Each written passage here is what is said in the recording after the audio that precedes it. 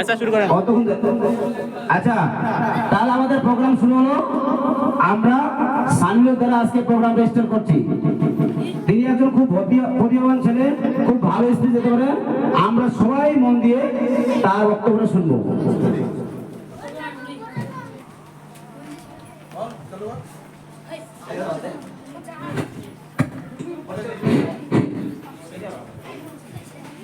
আসসালামু আলাইকুম। আজ 5 সেপ্টেম্বর শিক্ষক দিবস। প্রতি বছরের ন্যায় এবছরও আজকের দিনটি শিক্ষক দিবস হিসেবে পালিত হচ্ছে। জীবনে চলার পথে দুটি বিষয় অত্যন্ত গুরুত্বপূর্ণ, একটি শিক্ষা, অন্যটি দীক্ষা। দীক্ষা আসে পরিবার তরফে আর শিক্ষা আসে শিক্ষকের কাছ থেকে। তবে পরিস্থিতি অনুযায়ী বহু সময় শিক্ষকের কাছ থেকে তার প্রিয় ছাত্রছাত্রীরা পেয়ে যান দীক্ষা। ফলে জীবনে আগামী চলার পথ খুব সহজ হয়ে ওঠে। আজকের শিক্ষক দিবস অনুষ্ঠানে আমাদের শ্রদ্ধেয় সেই শিক্ষক শিক্ষিকাদের প্রতি জানাই আন্তরিক প্রিয় শুভেচ্ছা। ডক্টর আব্দুল কালাম আজাদ বলতেন, আমি বিশ্বাস করি পৃথিবীতে শিক্ষকের চেয়ে সমাজের জন্য মহান আর কোনো পেশা নেই। সেই সূত্র ধরেই আমরাও স্মরণ করে নিতে চাই ডক্টর সর্বপল্লী রাধাকৃষ্ণনকে।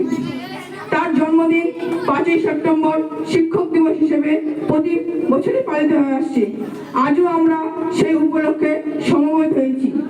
আপনারা আমাদের সমাজের মেরুদণ্ড হয়ে রয়েছেন।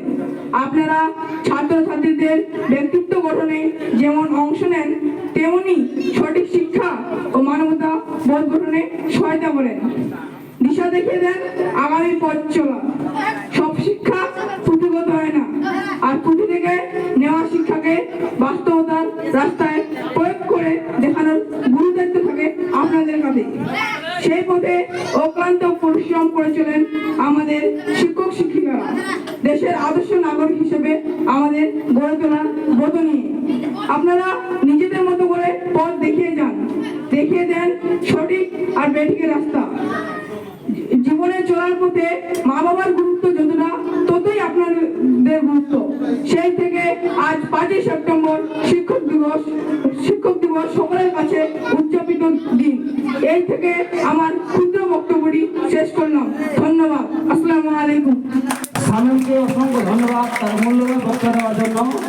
আমাদের 5 সেপ্টেম্বর উপলক্ষে অসংখ্য ধন্যবাদ, খুব ভালো হয়েছে। এরপরে আমাদের সামনে আসমা পারভিন একটি 5 সেপ্টেম্বর উপলক্ষে স্পিচ বলবে।